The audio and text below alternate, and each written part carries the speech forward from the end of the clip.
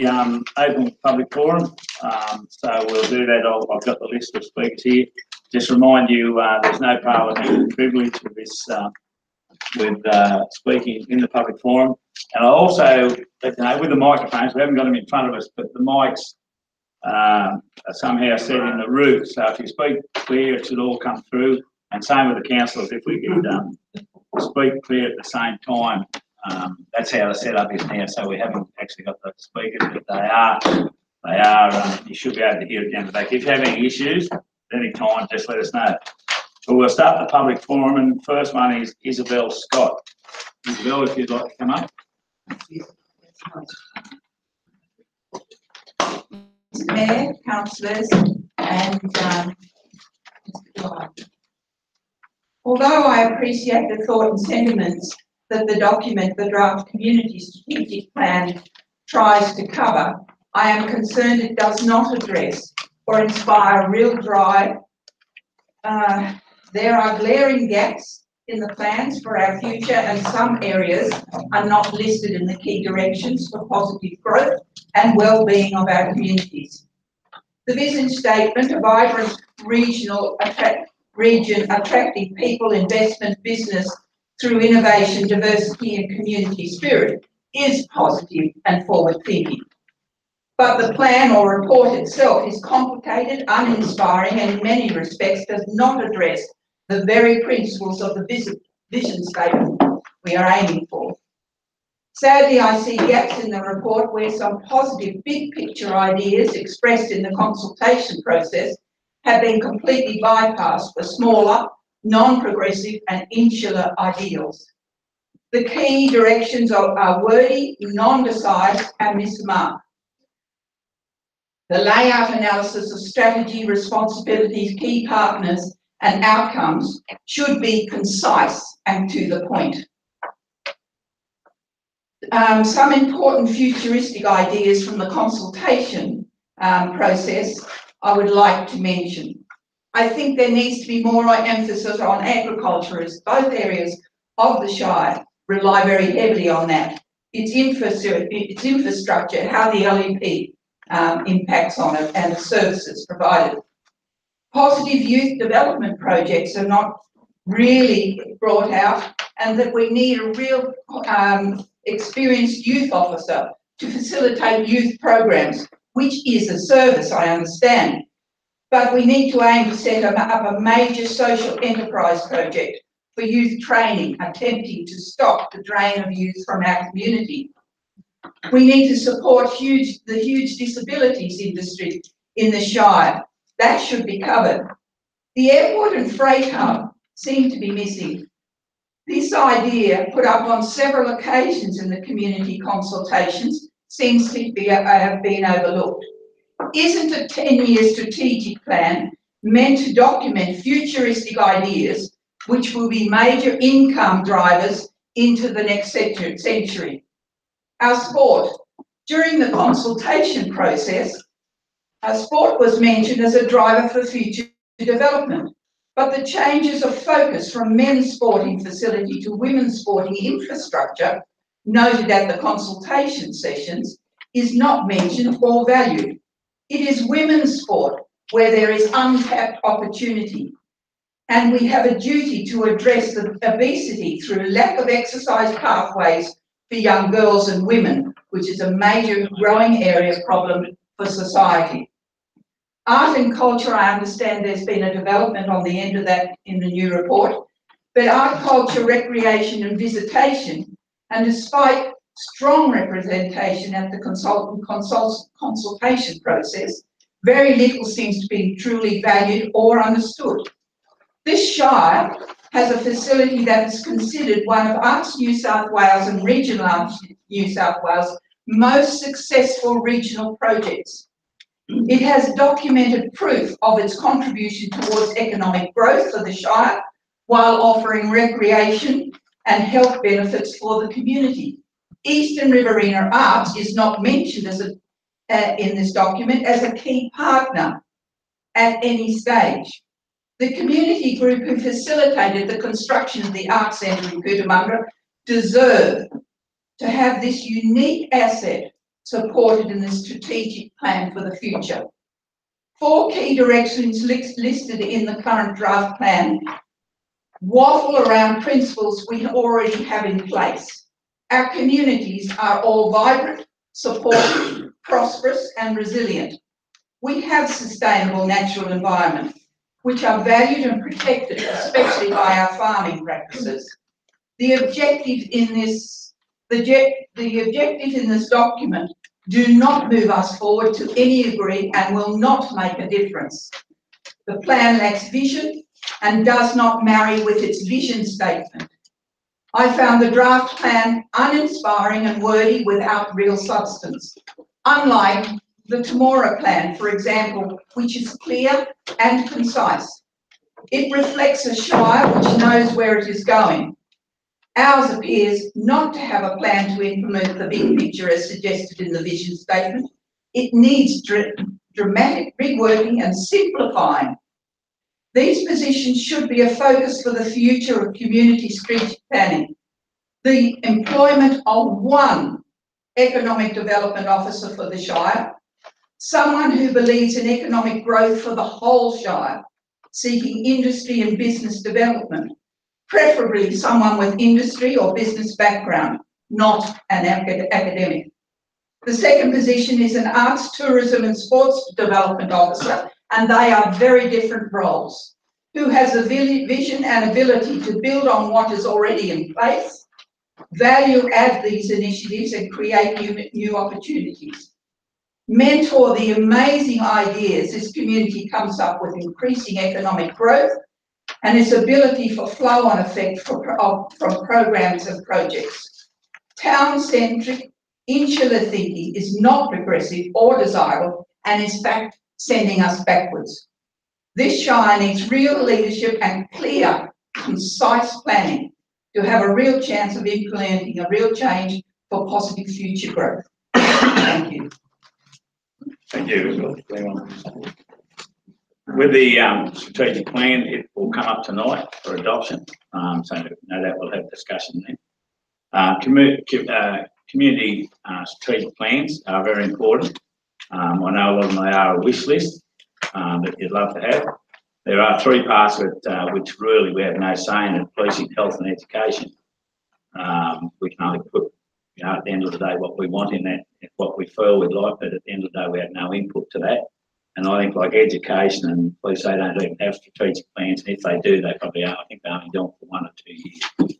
Thank you for your input, Isabel, and we'll be talking about the community strategic plan later in the meeting. Now I'd like to ask Francis Palmer. Come forward.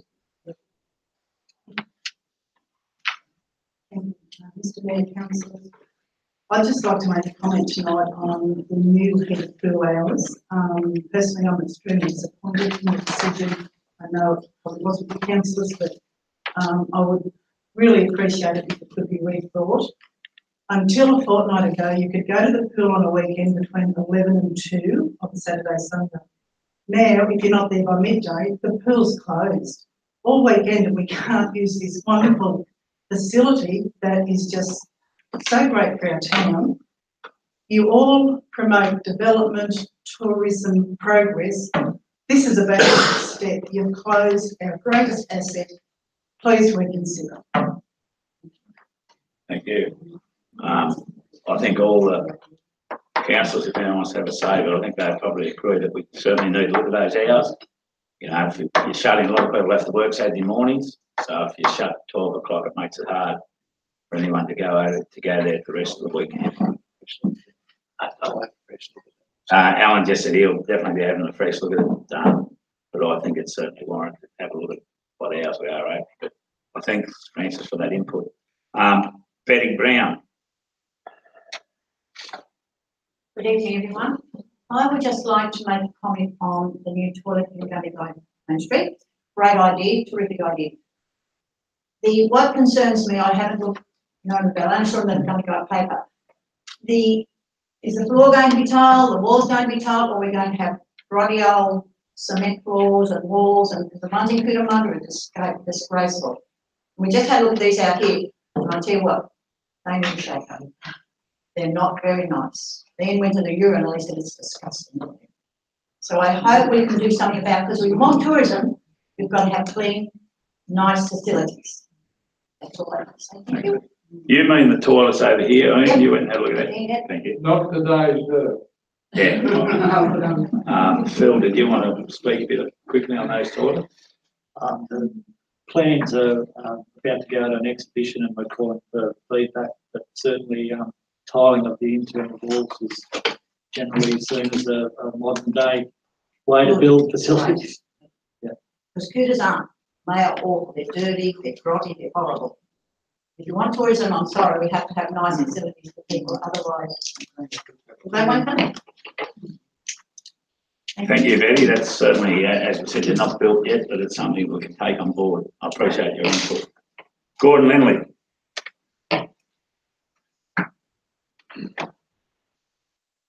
Thank you, Mr. Mayor and councillors. I just want to speak on the motion that went to council, the last council meeting, about if there is a demerger, would we support the will of the people? Unfortunately, it got defeated. I couldn't work that out at all, really, how it got defeated. There's a few things, and that's prerogative of every councillor to vote whichever way they wish to vote. I'm not against that. That's their wish. There's a couple of things I'd like to say about this, how this went about. There was a comment from the general manager in the local paper before the motion went to council to say that he was against it. There was a comment from a couple of councillors in Cootamundra. One was to say it was a political motion. I never seen one political thing in that motion. The other one was, I think it was from Councillor Kelly, to say there's only a few people against this merger now and they're minority groups. Well, I'm one of those minority groups, the council in exile at Gundagai. And we were asked, I was asked to go on that council by people in Gundagai to try and work this merger out. And it hasn't worked. And I'll tell you now, if you have a survey in Gundagai tomorrow, still 90% of the people would be against this merger. So, Councillor Kelly, you're saying 90% of the people of Gundagai are a minority group. They are not a minority group, and they will keep fighting for this. I can probably see why the 4 councillors of Cootamundra voted for it, because I can see the value of this to the Cootamundra district. There's not one value of this to Gundagai. Not one value this merger to the people of Gundagai, the ratepayers of Gundagai. But there's plenty of value to it for the people of Cootamundra, because the office will be all moved over there. There's a new depot being built, so all the machinery will go there. Don't say it won't, it will. There'll be a new place, mechanical place for all the machinery we've fixed up. So what's happened? I don't know. I'd also like to say, if Councillor Kelly thinks everything's going all right, have any of them seen a budget to see how we're going? I haven't seen one budget from this council in the last nearly 2 years we've been going. There hasn't been one budget to say everything's rosy. Even the government now have admitted that this is a failure. The Upton, I should say, said the other day, it's all over. When she first became a member of parliament, she was against mergers. And all of a sudden, when she became the Minister for Local Government, she was all for it. Now, the other day, she said it's all over, it's finished. So isn't that an admitting that this is a complete failure? All the hoo-ha, the money they've spent, it's failed. And this one will fail the same way. It's failed at every other state. I'd like to know how we're going budget-wise in 3 years' time. Does anyone in this council room can tell me how we're going to be in 3 years' time? Can anyone? I bet there's not one person in this room can tell me. All right? We went through 2 administrators, we've had 2 general managers, we've given us all the staff huge rises in salaries. Or are we going to be like the Hilltop Council at the end of this, because this merger hasn't been put together yet? I haven't seen where it's been finalised. And are we going to be like Hilltop? And are we going to have a $2.5 million deficit after it's all put together? Can anyone tell me where we're going? No one can tell me where we're going because we haven't had a budget. We get a board paper today. Good Lord, I think it's one of the worst board papers I've ever seen, I'll be truthful with you. There's a report about how many dogs we've caught and something else. For God's sake, is that the most important thing? I thought the most important thing in this budget should be how we're going financially. No one can tell me. This amalgamation will be a failure until someone gets together and lets the ratepayers know where we're going with this council.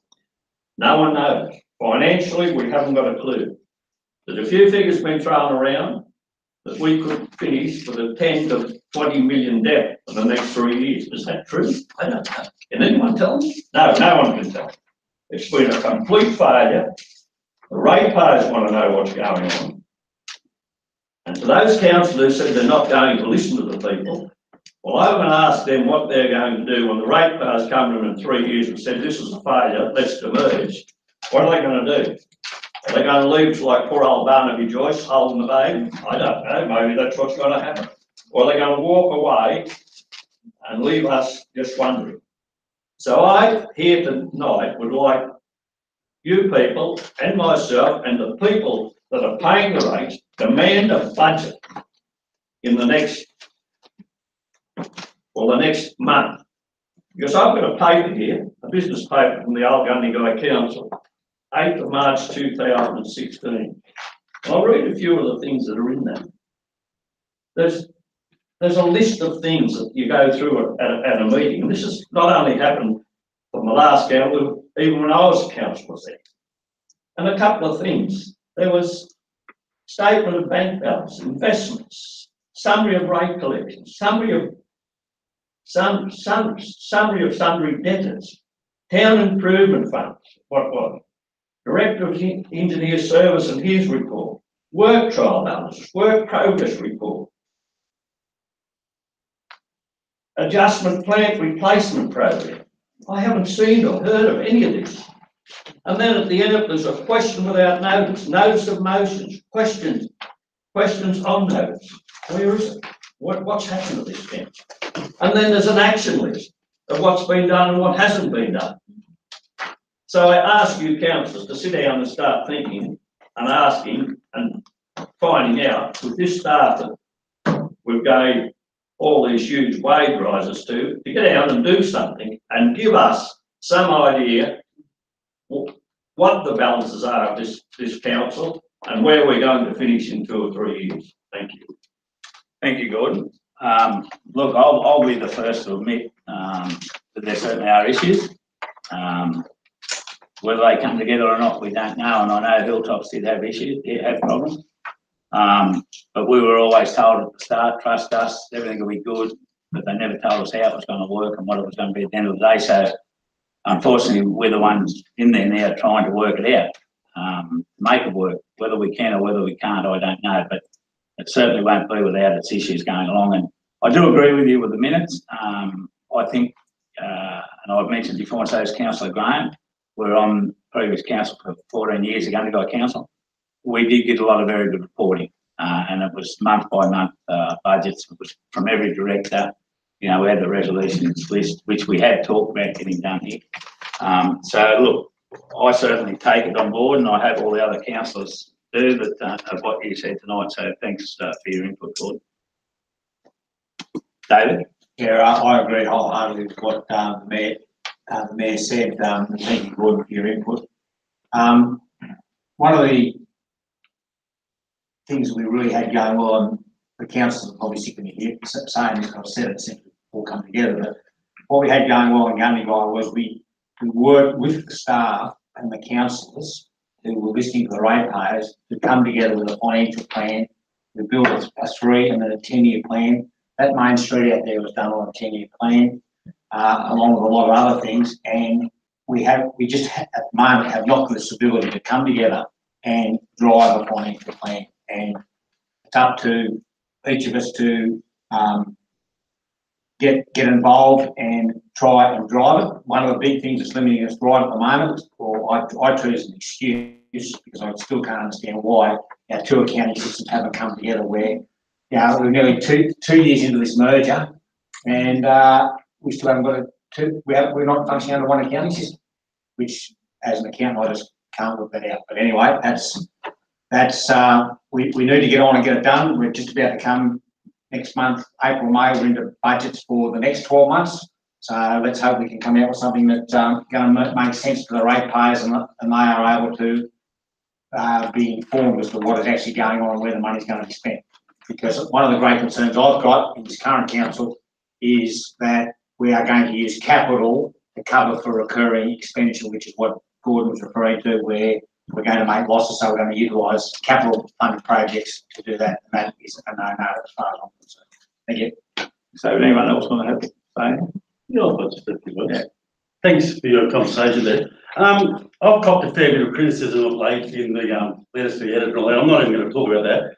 At the end of the day, Charlie's motion was written by the council in exile. I voted against it. Yeah, that's not saying that I want to stay as a merged council. All I said, I voted against it because I said, if it happens down the track, there's a change of government, we'll look at it then.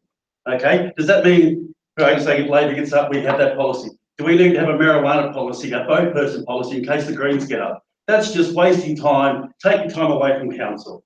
At the end of the day, like I said, the money we were given, it benefits both communities. Let's use it, enjoy it while we can. If things change down the track in the next election, look at it then. Why waste our time dicking around with stuff that might not even happen?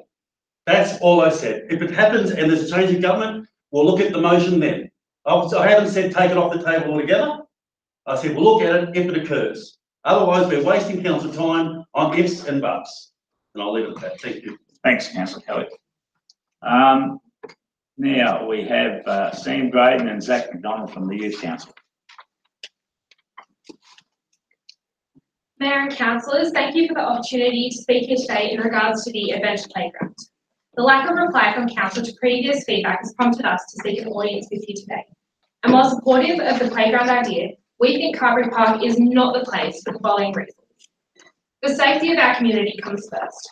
Are you aware that there have been homeless people living in Carberry Park over the past few weeks? Strangers often hang around the tourist centre for hours on end waiting for buses. And people on those buses who are causing a disturbance or who are under the influence of drugs and alcohol can be put off those buses there at any time. The site is on the edge of what is arguably the most dangerous intersection in Gundagai, surrounded on all four sides by traffic, including large buses and increasing numbers of tourists with large caravans. The toilets are located across the other side of the road from the park, meaning children must cross a road that is often clogged with traffic, including buses, council vehicles and caravans. There is no scope for future expansion of the playground. Proposed natural barriers take up even more space and could not be as safe as fencing, considering the busy roads surrounding the park. Parking at the site is already bad. Adding just a few parks will not alleviate this, and the addition of the playground will exaggerate it. A suggestion that council lease land off the club for parking would mean a dangerous road to cross and a needless cost to the ratepayers. Why stop people at the edge of the town when we want them to go further? With a large park at Coolac Service Centre recently approved by council, we'll need more than just another park at the first intersection to get people up our new street. Carberry Park is already developed and established as a successful passive green space. It is used for many events that are attracting visitors to our town. We ourselves have and will be using it for archery tag and activities during the youth week. As resident Kathy Tate wrote in the local newspaper, "Don't spoil Carberry Park." Now, the reasons we believe the playground should be in Yarry Park. Firstly, let me say that when we were advised by council, when we were planning the skate park, that councils have to start developing the land that they have available to them, and that councils now have the ability to engineer around and negate risks in flood-prone areas. The SES told us that our suggested site is not in a high-low flood area, making it suitable to this kind of development. In fact, this may be the only kind of development suitable to the area, and many other towns also utilise their beautiful waterways in this way. We feel it is a missed opportunity not to locate the adventure playground at the heart of our recreation areas and sporting areas, and it would be a waste not to start developing it with these community funds. A toilet facility, as you know, is already located at Yarry Park, and children don't need to cross a road to use it. There is also plenty of area for parking. The small playground there could also be gifted to one of the villages or somewhere over South Gundagai. There's potential to add great stuff like our suggested pump track and children's bike park in the first stage for a minimal cost, and it's worth considering. We are more than willing to contribute and fundraise for this as well. A loop could be created around our main street instead of people stopping at the very edge of it. What we really need are big signs on either highway entrances saying giant adventure playground, bicycle recreational area at Yarry Park. With Yarry's fame growing rapidly since the statue was unveiled, everyone will want to check it out and they'll find it easily with just the sign. At Yarry Park, there is plenty of scope for future cultural precinct development, especially when you take into consideration the close proximity of the proposed railway bridge walk and the potential of the old mill and the possibilities of water activities and features along the creek. The fitness area should also be located along our fabulous bike track at Yarry Park, encouraging healthy exercise. A much better alternative to exercising at Carberry Park in front of homeless people and people hanging around waiting for buses or settling. We want Gundagai to be unique and vibrant. We want it to be innovative, to use and develop the areas along the creek to its full potential and to create something unlike other towns have. We are asking, will you listen to what the community is saying, what we are saying? You may think Carberry Park is a good space just because it attracts tourists. But tourists do not live here, we do. And our safety and our well-being is what you must consider first. We were disappointed when some people said to us, don't bother, council won't listen, they just do what they want anyway. And I'm sure you'll appreciate it takes a lot to get just one person to write to the paper or to send feedback in. So when we see 4 letters to the editor in the paper supporting the playground being placed at Yarry Park and many others on Facebook supporting it, we know that this is something our community really cares about. And now it's you, our councillors, who must care enough about us, your community, to do the right thing and put the adventure playground in Yarry Park. Thank you for your time. And if permitted, we would like to take recent pictures of the car park on a normal day and our plan and our copy of the speech. No problem.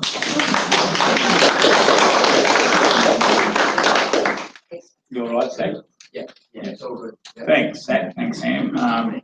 Look, we appreciate your thoughts. That'll be coming to the April meeting, Bill, for a decision then. We'll be looking at all the submissions we have. You know, I'd like council does listen, not only just on this issue, on other issues, but we'll have a decision to make at the April meetings. But I appreciate your input here tonight. It's excellent. Next we have Sharon Alfie.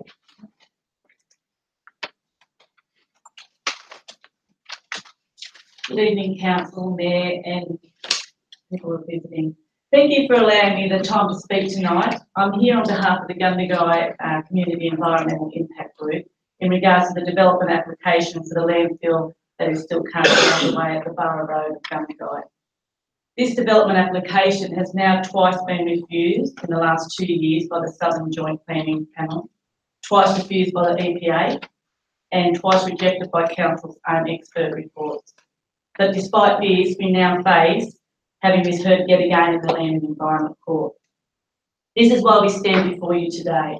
We would like assurance from Council that you will actively pursue the outcome found by your own mandated report. Council's own report states that the proposed development has limited economic benefits compared to the risks involved, and that the site is fundamentally unsuitable, and we know that this cannot be changed. As stated in the minutes from the previous SRJPP ruling dated the 7th of December 2017, and I'm going to quote, Mark Harker, Lindsay Taylor lawyers on behalf of the elected council, unquote, and the Mayor spoke and inferred that Council now supported the proponent. With the formation of this new council and the subsequent amalgamation that we've had, we are looking for a little bit more transparency. Therefore, our questions to Council are, firstly, was there a formal meeting where a resolution was made and passed to give permission to appoint a lawyer to speak on behalf of its elected council? Secondly, Council's lawyer seemed in direct conflict with Council's own report. the EPA decision and the previous SJRPP refusal. This is confusing for us, and again, we would please like this to be clarified. And thirdly, and most importantly, why was there legal representation on behalf of council seeking, to quote again, support deferral for further information, unquote? On what basis was council seeking for this deferral? Again, we're asking for this to be transparent.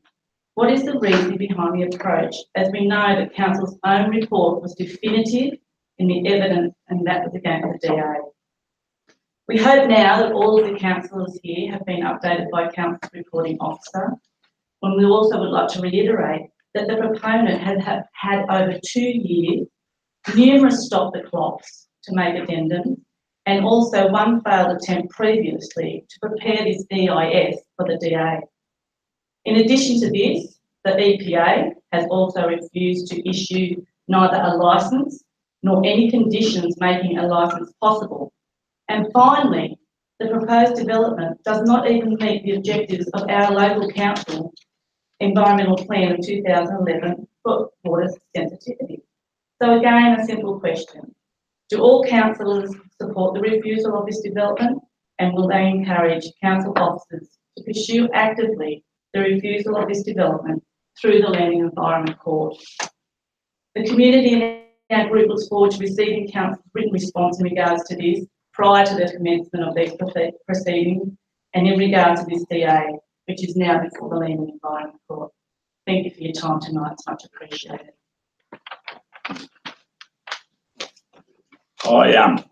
Thanks, Sharon. Just a couple of things. Firstly, we've got no say in whether it goes to the Land Environment Court or that's the developer of the landfill. So if they go there, that's their prerogative. Why we employed those the lawyers, and I think it was more we wanted to make sure that we were covered. So we basically wanted clarity. And with I think your last one was councillors, will they give an undertaking that they'll be against it? Was that? No, the third point was basically saying that why was the lawyer employed in the first place? Yeah, well, that was the basic from our point of view. We just want clarification on some issues because we're not legals, so that's why they were employed. And what are those issues then? Oh, mate, I haven't got it now, but there was issues that we wanted to make sure what our representative had said was right, and so we were covered. That the developer couldn't come back on us. So basically, in a nutshell, that's what that was. And that was the main thing.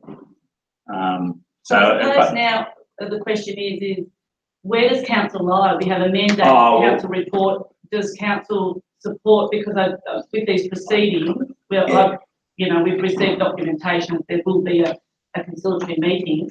So where's council? I suppose the question is the transparency of council. Where's the decision of our elected council? Yeah.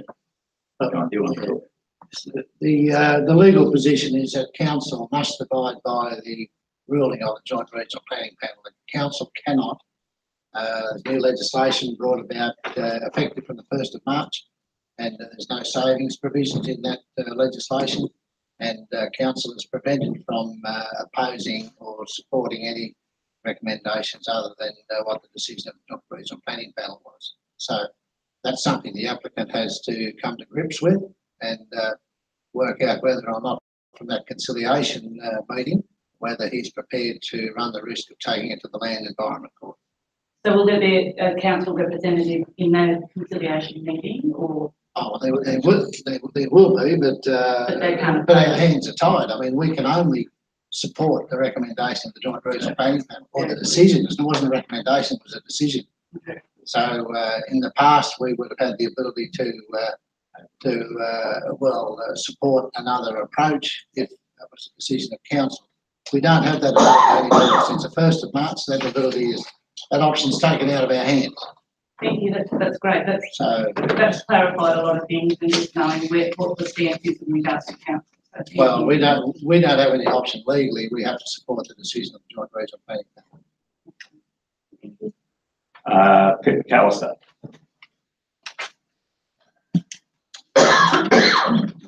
you, and councillors. Just also in relation, and I was spoken about behalf of the Cootamundra Township, the closure of the Gundagai swimming pool.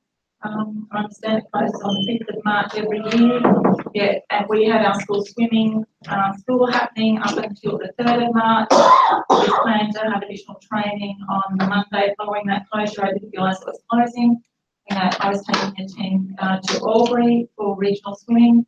We weren't able to come and train. Then I heard later via Facebook, I'm not a social media user, that it was apparently opened. I understand that the blankets were purchased so that you could extend the life of the pool season at the beginning and at the end of the season, and I don't believe that that's been done. Last year, the same thing happened. I had a team of relay swimmers that I was taking to the state carnival, and we had to go to Wagga to train. Now that's pretty tough on me as a teaching principal, having to take the relay team over to Wagga to train because our facility here had closed so early. So I'd like that issue addressed for the 2018-2019 season, please. I'd like to say thank you for the small amount of work that's begun to happen at Morley's Creek. No, it hasn't been finished. Maybe it's, as David said, with the stabiliser movement at the last meeting in Cootamundra, maybe people have to go off to another more important job, but I would like to see that that is finished, the clean up there at Morley's Creek. In relation to something that Councillor Kelly was speaking about, and I know that there have been some discussions in relation to the charges for sports fees and the issue that Councillor Kelly spoke about was that our fees and charges need to be equitable. I would like to point out that when you spoke about that, you said that Gundagai had a sewage rate of $751 a year and Cootamundra's rate was $426. Water for Cootamundra is $306 and Gundagai $209. I would like to point out that Gundagai Council previously, prior to the amalgamation, chose to put up their sewage rates in order to account for the fact that they needed, with their forward thinking and 10-year strategic plan, to plan for the replacement of their sewage works. And that was obviously why there's inequity. I do believe, though, that Cootamundra on the whole has more fees and charges imposed. That maybe reflects the fact that Gundagai's fees and charges are lower and there has been more input from the community. And I think you'll find that all of our facilities in Gundagai have been supported significantly by the community. And you talked about the them and us policy. I think that's not what Gundagai needs to be, having our fees raised to account for Cootamundra's high fees, which will be possibly brought down. I know it's a long process and it will take a lot of discussion, but I would like to point out those things to you. Thank you. Yeah, with the pools, yeah, we have got the blankets. We certainly, Alan said, there's been a bit of an issue this year, the pool, so we want to try and sort that out now that we've got the two towns and the two pools. And opening ours, as was talked about earlier, and I know we've got the blankets, and it was always the reason why we got those was to extend the hours about a month either end or 2 to 3 weeks either end of the carnival. So we'll look at that, and also, Councillor Kelly and myself and Councillor Shona on the fees and charges committee, and as you said, it'll probably take us a good 12 months before we can, we've got a balancing act. How hours have worked and how cooters have worked and the input from community and whatever.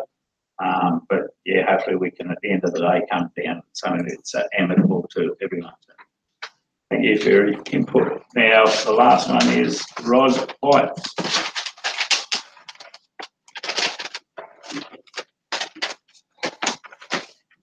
Well, I'm going to shove it over here because I think it's rude to have you back to the next people who come to listen. So good evening to you, Mr Mayor and councillors, and to the members of the audience. Thank you very much, Mr Mayor, for giving me this time to talk to you this evening. Last month, the Rural Land Strategic Plan Forum was held in both towns, and disappointingly in Cootamundra, it wasn't particularly well attended by enough local landholders but more obviously, not a single councillor from the Cootamundra Council bothered to attend or send in an apology. I was informed by one councillor, we didn't know it was on, but the council had spent some time in advertising in the community newsletter, in the newspaper, in Cootamundra, who cares about that, council website and the Facebook. So quite apparently some councillors in Cootamundra just can't read. I thought it was very disappointing, and it was actually quite embarrassing that no councillors came to this important thing. If you don't come to these strategic rural or any strategic planning, how are you going to know what any of the community think about anything? Anyway, it's up to you. The other item I wish to draw your attention to, Mr. Mayor, is the disrespectful attitude and offensive work ethic demonstrated by the managers of the parks and gardens. This is regarding the state of the gardens in Albert Park. In this discussion, I'm definitely not criticising the work ethic of the men operating the lawnmowers. Albert Park is one of the most beautifully maintained parks in rural New South Wales. I also wish to point out that the park and garden staff can only do what their managers, what they are directed to do by their managers. The Gallipoli Rose Garden, which I established, was put there for a purpose, and that was to remember all the valiant men and women who led places like Gundagai and Cootamundra to fight endless wars while securing this country's safety for future generations. As a mark of respect, wouldn't you think, Mr. Mayor, wouldn't you imagine that every effort would be made by these so-called managers to ensure these gardens, the Rose Garden and the garden around the Cenotaph, would be in pristine condition for Anzac Day? I mean, would that not be elementary? No, certainly not. I inspected the Rose Garden last Friday because so many people had complained to me about the state of it. I dug into the garden beds, dry as a badger's bum, no water for weeks, not days, weeks. They were yellow, they had lost their leaves, a great many of them, are covered in black spot, which for those of us who don't know is disease for ill-kept roses. And they had it was a weak excuse to say, oh, it's a bad season for roses. It certainly was for the roses in Albert Park, but not for those who put exhibition roses in the Cootamundra show. We all think the man's very well there. They hadn't been dead-headed. I've got to say, part of the community go in and have actually cut the dead heads off in absolute desperation as some sort of mark of respect for the garden. Bearing in mind, autumn brings on, normally, for well-cared roses, the autumn flush. That is, the intensity of the colour of the roses will give you the most wonderful colours. They should be enormous, like they were last year. That's if the roses are looked after. In the centre, as clearly demonstrated in Young, the gardens there are splendiferous. The garden in Junee, the lovely gardens round in Harden. In the Cenotaph, which has the red Gallipoli roses, which I also ordered, were covered in overgrown rosemary. They were untrimmed, unwatered. I just find this so utterly disrespectful. I did send in a strongly worded complaint to the Cootamundra Council, and I have the General Manager to thank for appropriate action taken regarding the Gallipoli Rose Garden. It's too late for the gardens to recover by Anzac Day, which I find offensive, disappointing and totally unnecessary. In 2013, for example, I'm just trying to illustrate to you how long this has gone on in Cootamundra. I went with the late Jim Delavadova down to the Jubilee Park garden beds, which consist of 3 circular garden beds. When we first came here, they were full of the most glorious, different varieties of comedians you could possibly imagine. Slowly but surely, over a period of time, they were neglected, and finally were dying out. So Jim and I planted over 100 plants, native azaleas and others, put them into the garden. Do you think the council could be bothered to water them? So they all died. In desperation, I got the council to put in themselves to see if they'd take any further interest. Their own camellias, the Sanquas. Only a few of those remain because the same old thing had internal water on. So I'm trying to demonstrate to you that the management of the trees and gardens in the parks surrounding Cootamundra have all suffered for a decade under the current management. Because no effective impediment is in place, the managerial style of the parks and gardens will continue. I've got no doubt about that. We've witnessed this for years. In other words, unimpeded, the callous work ethic will be rewarded by uninterrupted, substantial salaries. This amounts to a dishonest practice called cheating, being paid for work never started, let alone completed. This is a clarion call for all councillors, particularly from Cootamundra, to ring in a change of management for the parks and gardens. Should the council fail to change this chaotic culture of management, the community's perception will be this: that your inertia for change will be a clear indication to us that you lack the moral fortitude to effect change, and that you are as disinterested in this scandalous state of affairs as the park and garden managers happen to be right at this moment. Thank you very much, Mr. Mayor. Thank you, Ross. I appreciate what you say. It disappoints me if the garden's going to disrepair, because, especially around Anzac time, because Anzac's all about respect for our fallen past and present diggers, and they're still about. And just for tourist side, you know, your first impression is your best impression of your town. So it disappoints me that is happening with the garden, but I'm sure we'll get onto it for you, right? I'm sure we'd better, because I agree. It is such a shame now that, see, people used to take wedding photographs there. There were buses that pulled up there. People would help themselves to the garden. Who cares about that, to put the flowers in their house? There's not a rose you can pick now. And what I forgot to say is that 4 of them have been there dead without their heads. These are the standards. Of course, the head gardener said, oh, we'll see, they'll grow again. That's telling you how much he knows about standard roses, which, by the way, are grafts onto another. So also the one of the very large standard roses swing happily to this day in the breeze. It is not anchored. Yeah. So I agree, it is an excellent a park. bit more respect for not go away. Thank you, Ross. That concludes the open forum. I'd just like to thank all those that contributed tonight to the forum. It's a way, even though a lot of times it's probably all criticism, but we deserve that if we're not doing the right job. And it lets us know what the community wants. And I just appreciate the input from all of you tonight with your queries or with your comments. And we'll definitely take it on board. And I think, you know, we need to have it all reported, what you say tonight, and make sure that we get follow up for the things that you spoke about. So, but once again, thank you very much for your input. Right. Yes, Charlie. Just on Ros's comment,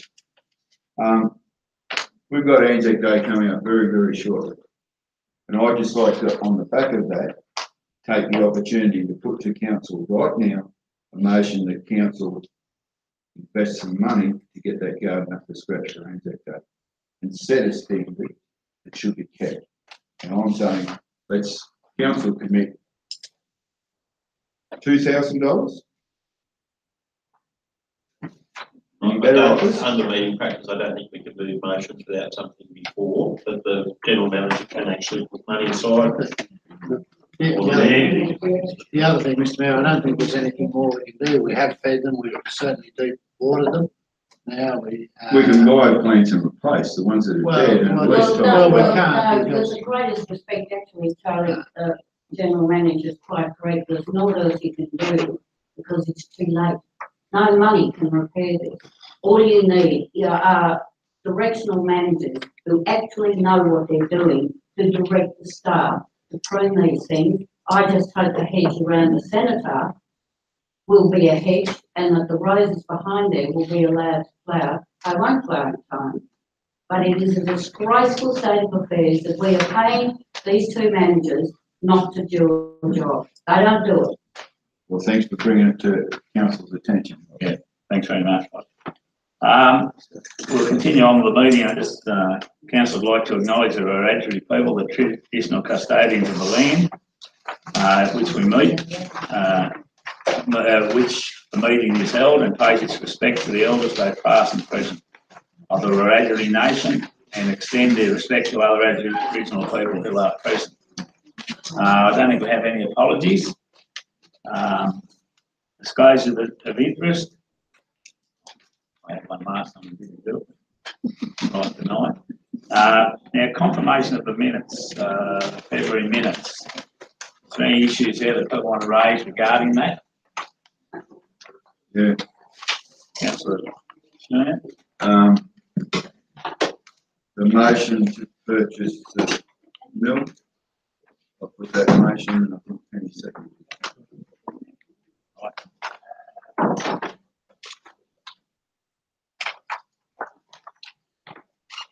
That's it for that. Page 9.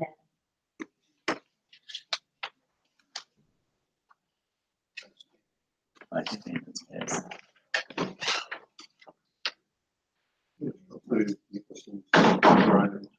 Yeah, so it should be moved by you, Charlie. Yes. Seconded by Anthony Nicholson. Anything else that people wanted to discuss there?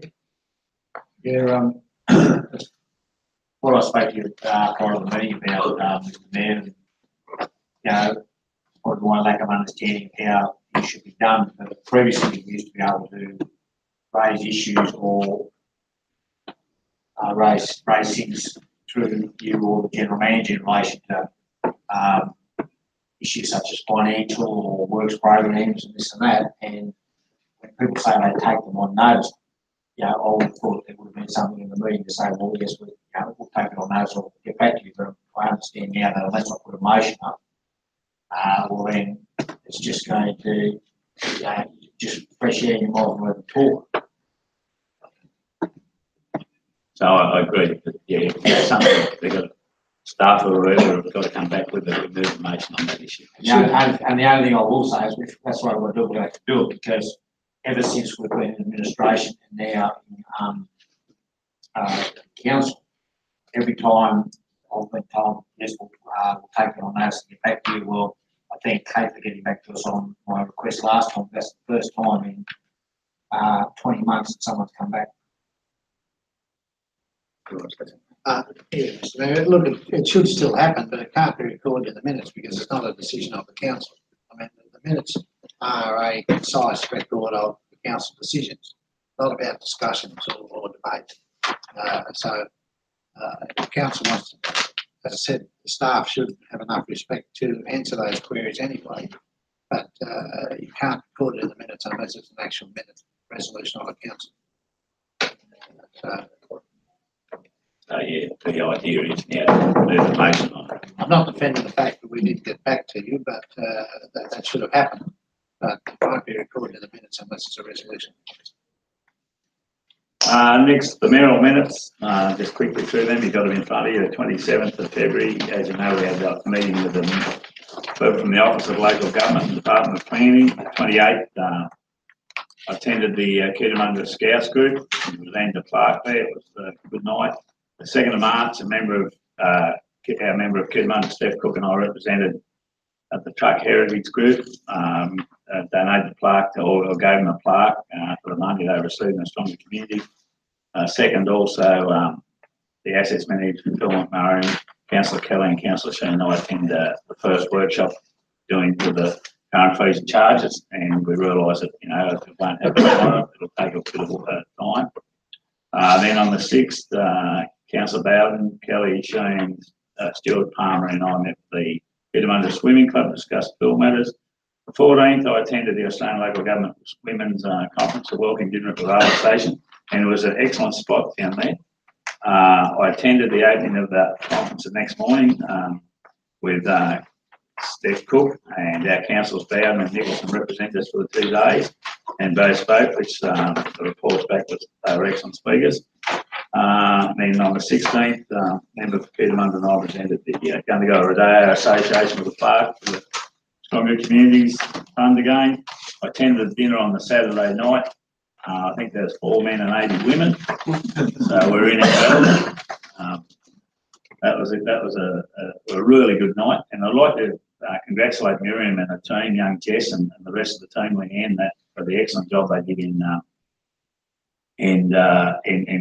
running the conference and all the organising up to it. And I mean it, every comment I had was, like things like it's the best I've been to, and a lot of things too. You got a lot to offer your town, and there were some good ideas coming out from people what we should do. Sunday, I attended that, and I saw Councillor Kelly there, the Soccer Mingle Fair, got a bit of blowing and dust there, but look, it was a good setup. I thought it was good. And this week on the last week, 22nd March, myself and Miriam went to community meetings at Adelong and Coolac, and then on the 23rd we attended the Mullera and Cumberland meetings, and they were all well represented. Adjubilly, oh sorry, what did I say? Adelong. Well, Adjubilly's nearly as big as that. Mr Mayor, can I just just make a point that I didn't speak at the conference. Oh, sorry. You did the PR part. I did. Good on you. Now there's a report there from Councillor Bowden and which I think we've all had email to us, and Councillor Nicholson, which we appreciate. Excuse me. Yeah. You have to move a motion for these minutes. Oh yes, we'll move the motion for those. Move Councillor Graham, second Councillor Palmer. Minutes, Merrill minutes for the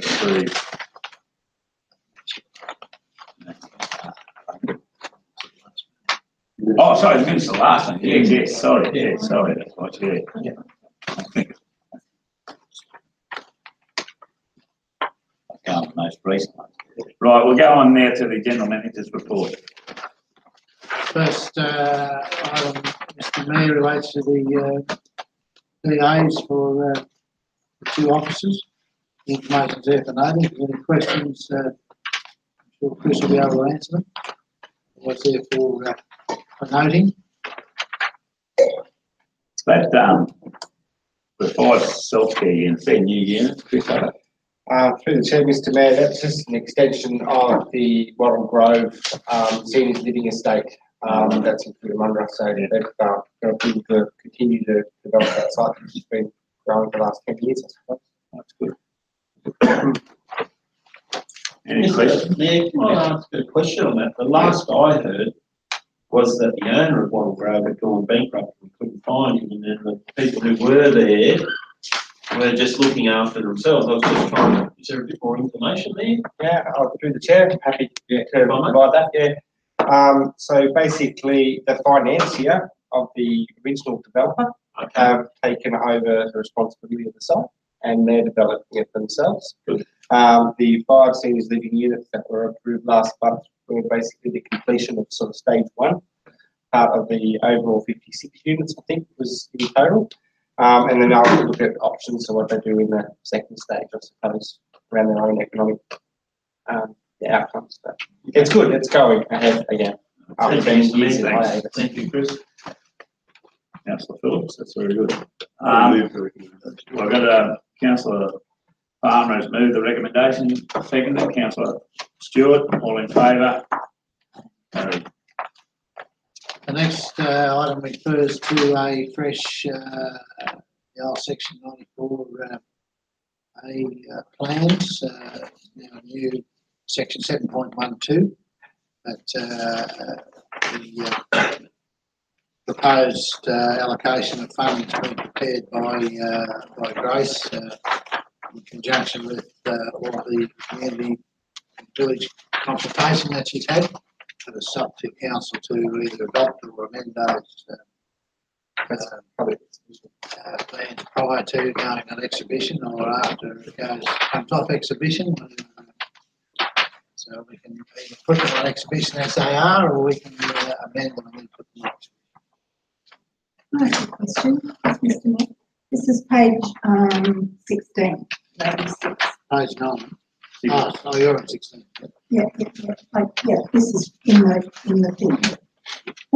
Can you give me an example? It says alternatives to paying the levy. Council can accept offers of works in kind or material public benefit in lieu of monetary contribution required as a condition of consent. What sort of example would that be? Well, it could be drainage or some sort of street improvements or a park improvement or something like that. There's any number of combinations you could have. It would be up to the council to accept those in lieu of contribution. Because sometimes the developer might have people who are doing landscaping for their work, and they might do something for a park, which would be a lot better. Yeah. Through the chair, if I may, Mr. Mayor, the IGA car park, or it's called the IGA car park in Cootamundra, when they did IGA, from memory, that the people who developed the site actually gave us a block of land for us. We had a block, and then they gave another block towards the provision of a car park. And that's in that instance, is that right? Correct. Yeah, that was my memory. So it provides some flexibility, Mr. Mayor, in the project. Any other questions? Right, so we'll go on exhibition and come back to council. I'm happy to do that way, Mr. Mayor. Yeah, we go on exhibition. Can I just make a comment? Yeah. It's just that the exclusions of the levy on page 15, and it's just a commendation, I think it's great, with the costs of enabling access by disabled persons in respect of development, the costs of energy and water efficiency measures associated with the development, the cost of any development that is provided as affordable housing, the cost of any development that is the adaptive reuse of a heritage item. I think they're wonderful exclusions. So that's all. Thank you. Now let's move Councillor Phillips, second Councillor Kelly, all in favour? Carried. The next item refers to the villages strategy that our planner Grace has been doing a lot of work on. The recommendations are there. I guess everybody's read the villages strategy. Under separate. Oh, I was going to say. But it's been up for public consultation. So recommendations are there, I'm sure. Through the chair, Mr. Mayor, and I know it's probably late notice, but reading that how we're planning in our villages strategy to paint some of the silos, and I think they look fantastic. We've got this bit of bucket of money because we've become a merged shire. The way I've always seen is, where do we get the reoccurring funding in 10 years' time or 15 years' time to repaint them? Because when they fade, and they will, like the rest of us, we're probably not going to have the money to redo it, and our town, our little villages will look like ghost towns. We've got this little nest egg now, but it's not going to last very long, and we probably won't get another.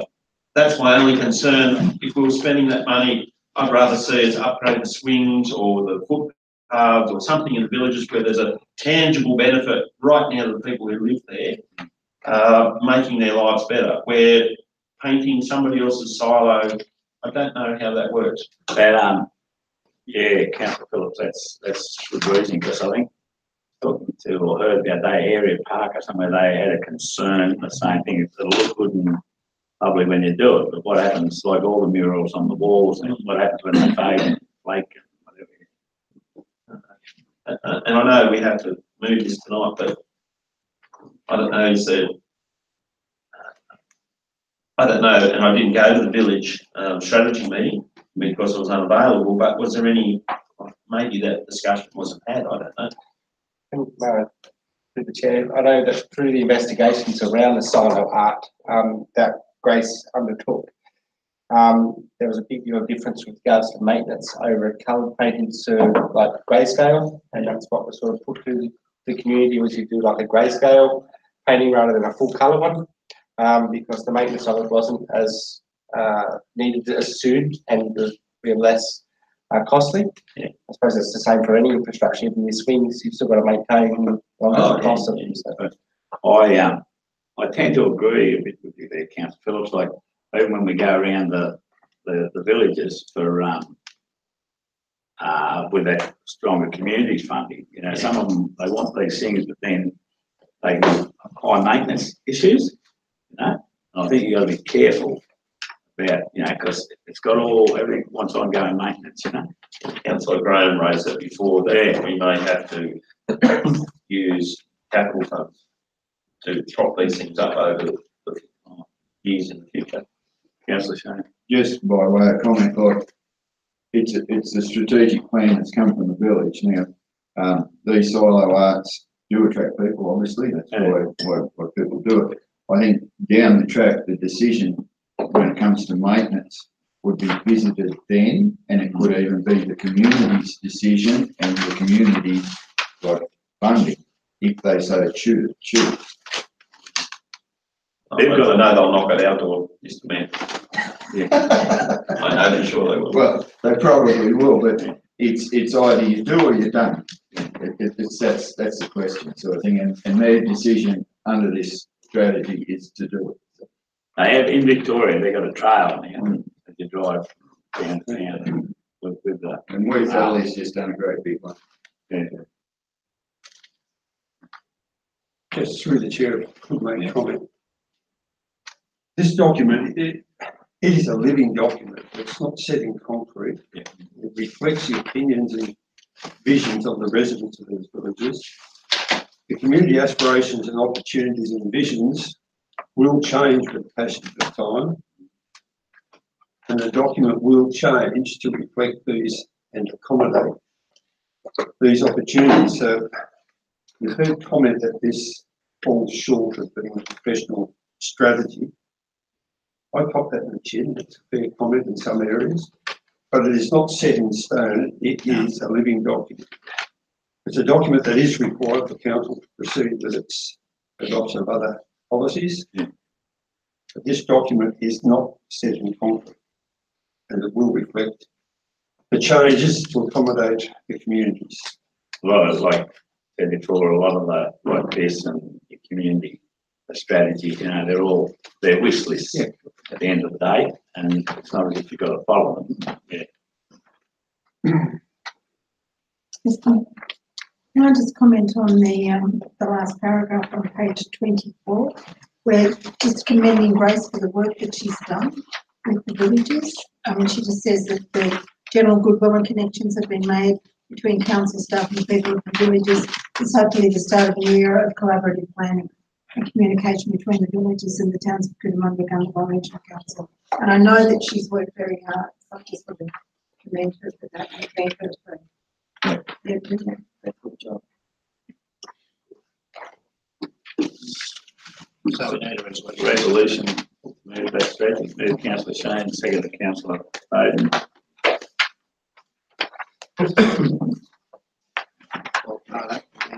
The next one refers to a contract with Services New South Wales for the Easy to Do Business program. I think it's pretty self-explanatory and a good move. Council. Re-rocket's been pushing this. Council's on board. I think it's, when you read through there, you know, it could be up to 30 odd agencies and 48 letters if you write and all that. You got to do it. Just help people. Through the chair, I think council should be fully supportive of this. Any procedure that gets rid of red tape and bureaucratic process, strong support. So I'll move the recommendation. Councillor Palmer, second to Councillor Bowden. All in favour? The next one's for information, Mr Mayor, referring to the impounding statistics of Cootamundra-Gundagai. It is of some interest to councillors sometimes. Yeah, I probably do agree with speaking in a public forum. You know, it's if you had that, I'd prefer to see a costing, not how many organised and how many been rehomed, and where the income and expenditure of the pound. You know, I thought, you know, we'd have, you know, there's more important things about our meeting than that. But anyway, it's there and it gives us information What's happened? Through the chair, Mr. Mayor, just shows you how well used our pound is. It shows you how well used our pound is. Thing is, I don't, you know, they're expensive, but there's never any income much. Someone like to move the report? Councillor Stewart, second, and Councillor Palmer. The next one refers to a activity report on the joint library. Some additional information being table there.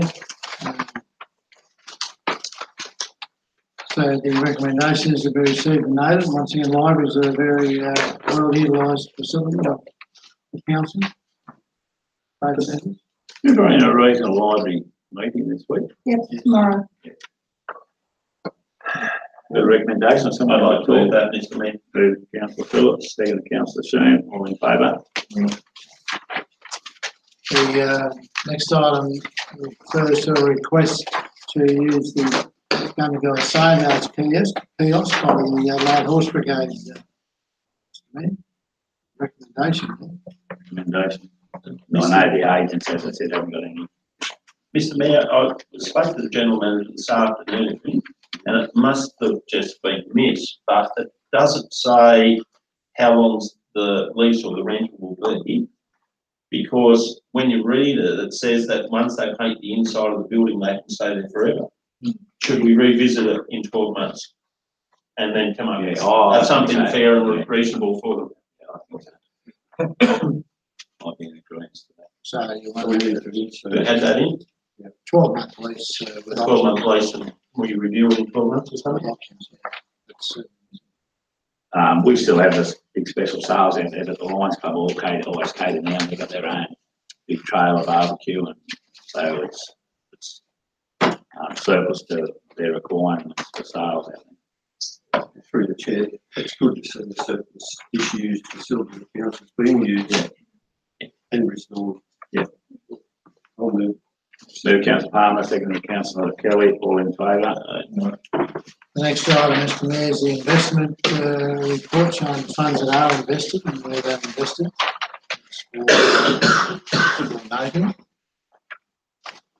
We did. I was just going to say, just for the Mr. Mayor, are we going to look at those ones that are maturing using our local credit unions and things like that?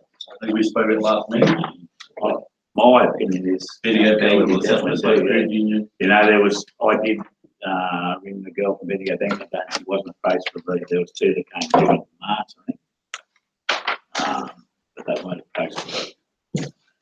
I did know you, KK. Through you, Mr. Mayor, yes, we do get rates from the Bendigo Bank on a weekly basis, and we do always agree with them with every. So now if you ring the office, say over a certain amount, or if you split them out, so I'll give you another 0.5%. Through you, Mr. Mayor, I'm not personally involved in the telephone calls, but I am aware through discussing with finance staff that they do get rates off the Bendigo Bank and consider them every time. So the Bank of Queensland, I think we got about 10 million with them. 12.5 million, is it? Yeah. You know, and they're not spectacular, you know, they're not over the top of their rates. I just like to think, as we said, we got the credit union, what in Cootamundra-Gundagai. Through the chair, if I may, from memory, there is a percentage of what we can invest in anyone. What is that percentage? Oh, I don't know what it is now. Do you know, Kate? The 32% or something from. Since the HIH debacle, there's been very strict restrictions on how you can invest and where you can invest. Yeah, Bank of Queensland, Like, I'm just thinking the Bank of Queensland is actually quite a good chunk of that. Yeah, it's 33.4%. Should I check the calculation? Not quite right. But there's a legal requirement. We haven't. I haven't checked if we're complying with it. I guess we are. Oh, okay. Excuse me, Mr. Mayor, could I ask why why there is so much with the Bank of Queensland? Like, on what basis is the portfolio divvied up? Well, that would be the best rates. I mean, we go for the best rates at the time funds become due. But there are restrictions on the amount you can have in any one portfolio. We're seeing some are bankrupt. They have to have their credit rating approved, and so there are rules we have to abide by. So with the local, like the Bendigo and the Southwest Slopes Credit Union, if their rates aren't competitive, you're going to get. Well, they need to be through Mr. Mayor, as far as I'm concerned, they need to be reasonably competitive, and that's something you can look at some sort of bias, but not too much, because yeah, you're open to a lot of criticism then, because all of the other banks employ people as well. Yeah, but as I was saying last time, like Bendigo Bank give 15,000. Okay. You know, that's 1.5% on each dollar. So, but you know, they're pretty good. But we'll certainly have you can only put, I think they can accept only so much. So they take, might only take 3.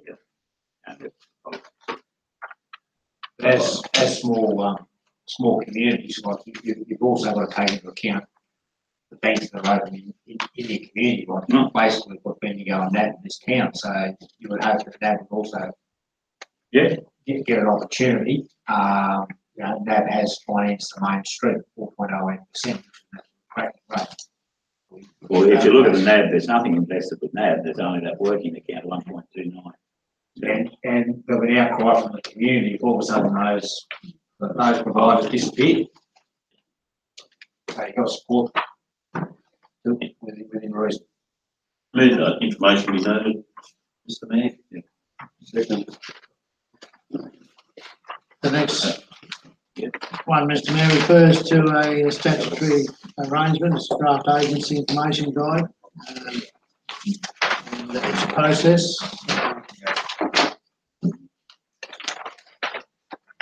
Governed by a lot of government red tape these days. I just have a question about this one, Mr. Mayor, please. Yep. This is, I responded to Therese when she sent out the draft. The map on page 45 doesn't have on it Makama and Tumblong, and they are mentioned in the text. I feel that the map should have that, and Teresa said she couldn't find a map with those on it, and I just noticed too, in the strategic plan, it's the same map, and those two areas, regions are missing. So it'd be really good to have dots. Oh, no, so this is the scale of map. We're currently looking at all of our mapping. We've just developed a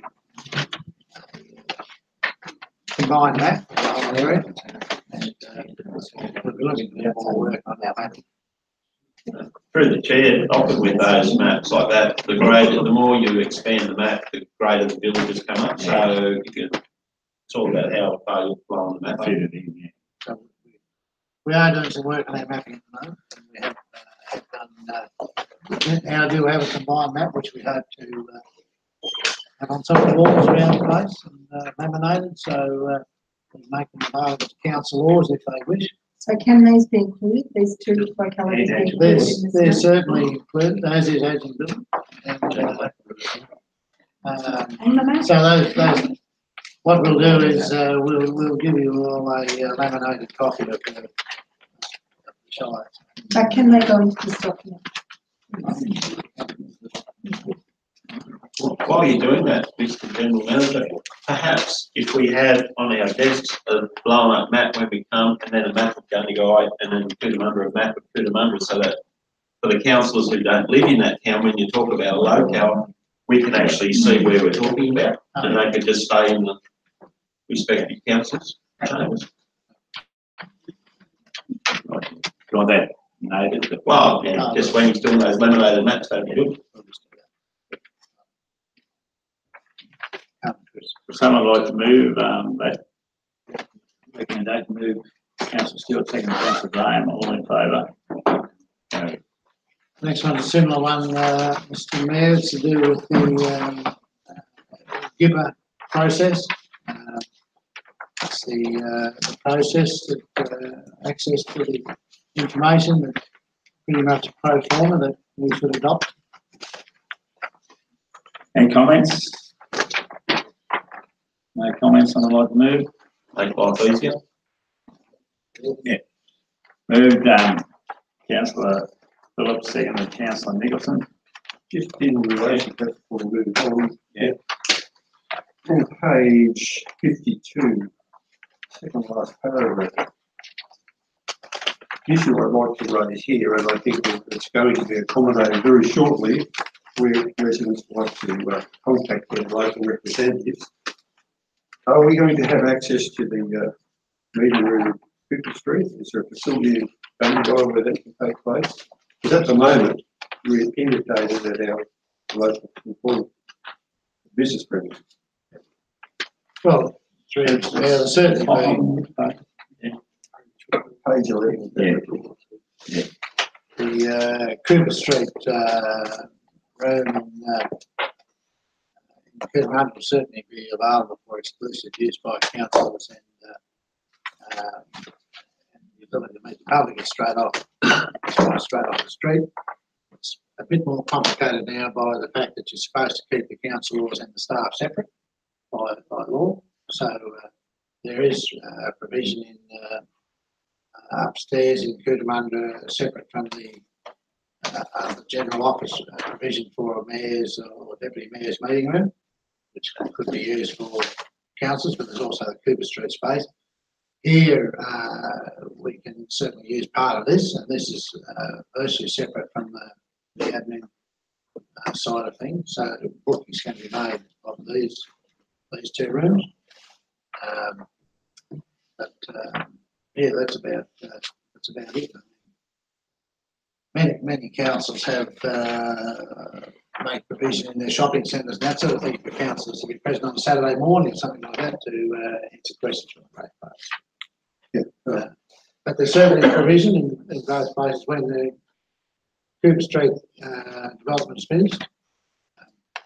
It should be quite accessible by councillors and the public. Cooper Street itself, but foot paving's been done there, and yeah, it should really facilitate councillors being able to meet. Even if they want to advertise, they're going to meet, going to be available on a Saturday morning or something to do something, they can certainly do it. But up until now, we haven't had that space in Cootamundra particularly. Thank you.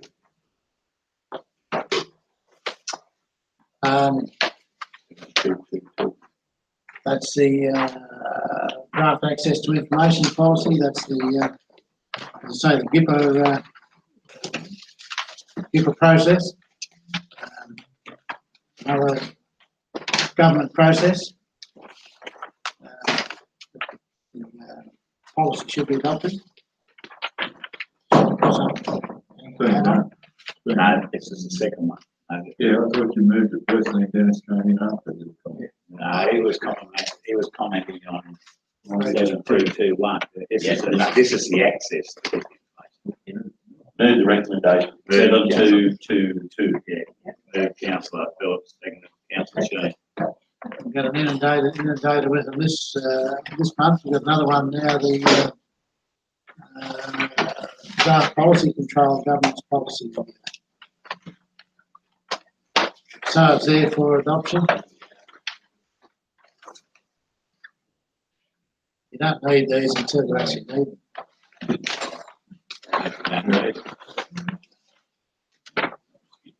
Any comments on that? No. Move councillor Stewart, second councillor Shane. All in favour? The next one, Mr Mayor, is our community strategic plan, which is your wish list as the overall big picture, stage one of the development of your financial plans and your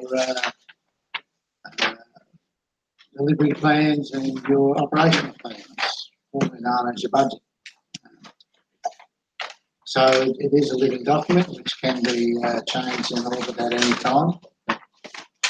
There's some comment this evening that we can well look at. Any comment? Yes, please. Yeah. Councillor. My concern, as I discussed with the general manager yesterday, was that the time for submissions ended at 4 o'clock this afternoon. When the report was written and put in the business papers, only 2 submissions had been received, and we were working on the basis of those submissions. I'm concerned that the submissions that were received by us this afternoon, and Susan has commented on them, which is, you know, good, and made changes to the strategic plan on the basis of those submissions. But it's it says in the community strategic plan that there will be further community consultation for the development of the operational plan will include determination of specific targets. To ask us to adopt the plan without considering carefully all the submissions can be rightly perceived that we are not taking community consultation seriously. Will further community consultation be conducted the same way? I understand from what the General Manager said yesterday that the time frame is tight, particularly with the adoption of the community strategic plan. Then we have to do the subsequent delivery program, the integrated planning and reporting framework, and the operational plan. I think that the putting these forward on display to allow the full 28 days, which the law requires, warrants an extraordinary council meeting so that we can be and can be seen to be genuine in our community consultation. And I've just got as a note here, we're having a workshop on the 10th of April.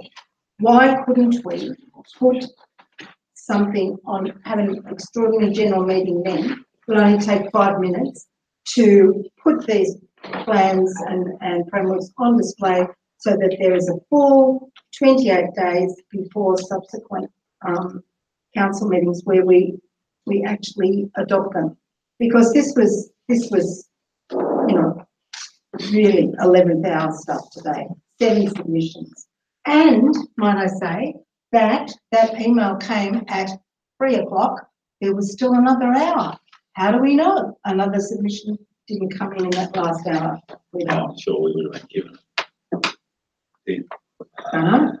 As Councillor Palmer said before, these strategic plans are all like documents, you know, they are a wish list for what you'd love to see in the future, and no one's, like even tonight there was comment from the floor at the public forum about this wasn't mentioned, that wasn't mentioned, but it's not to say it won't be involved, it won't be there if something comes up to do it. That's right.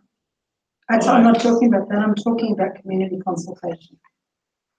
There was community consultation.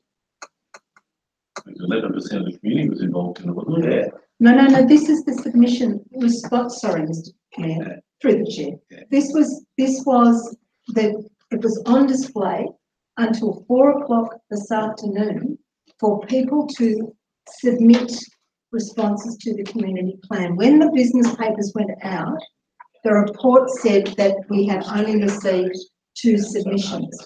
In the late report we got this afternoon, there were in total 7 submissions, and changes were made to the community plan on the basis of those submissions. It just seems to me that if we've got to put it on display for 28 days and the next council meeting is in 28 days, it's cutting it very tight.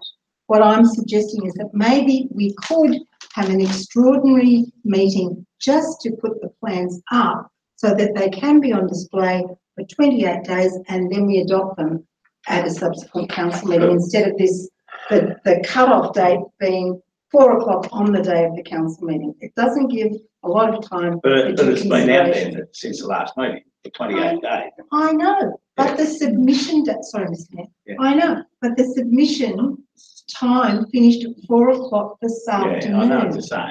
Yeah. So it hasn't given a lot of time for consideration for 5 additional submissions.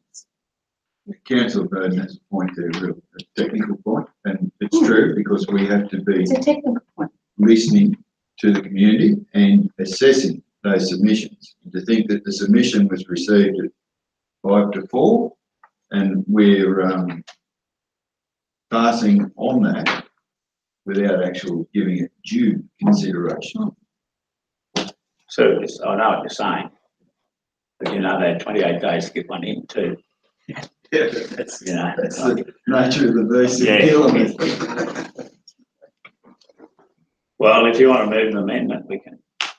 Nobody's moved the recommendation. No one's moved the recommendation.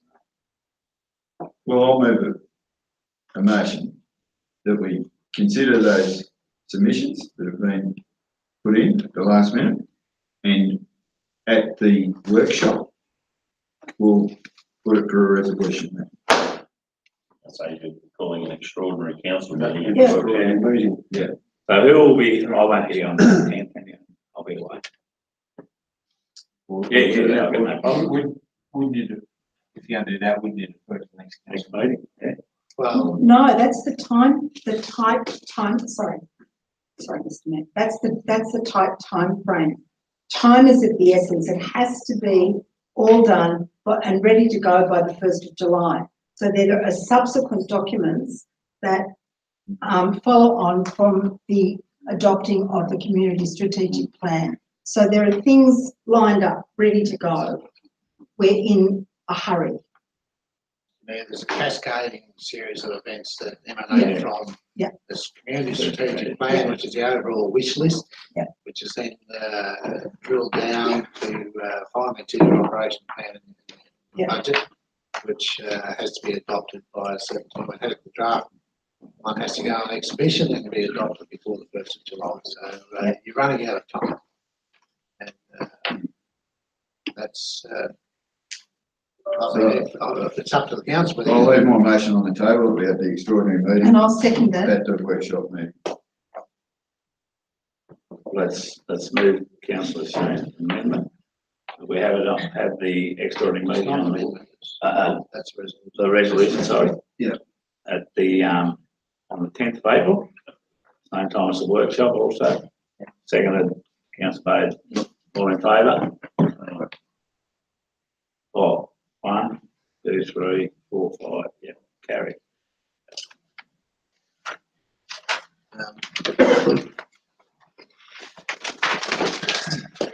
So we won't re-advertise no more submissions. No. The only issue we'll have, Mr. Mayor, is if there's not a quorum at your workshop on the 10th. We'll be in trouble. I'll be away. So if you haven't got that, then we're going to be in deep water about adopting budgets and stuff.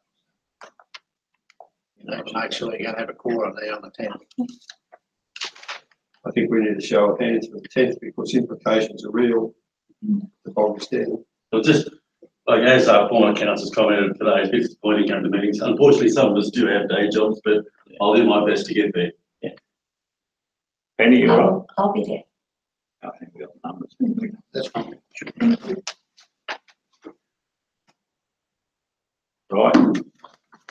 The next item refers to the March operation report.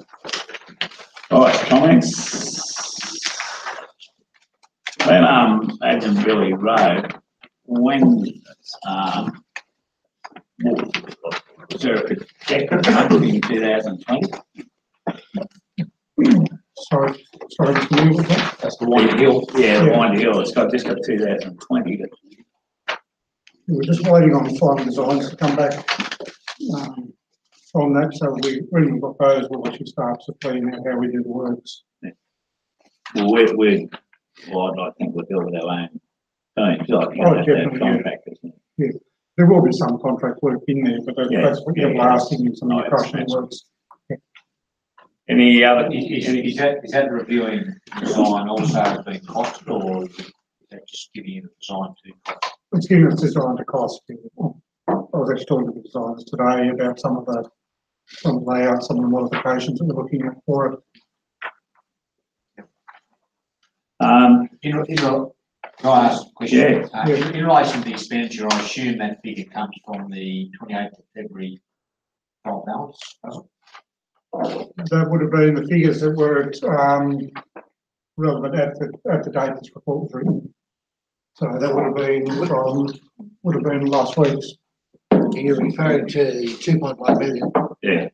No, I'm just referring to expenditure in the budget. Like you go down to e.g. Adjability Road where they completed the paving, the patching. It was on about last meeting. They allocated 70 grand budget. They completed for 79,119. So that includes everything that's been spent there. Everything that's been spent there to the date of this report. Right.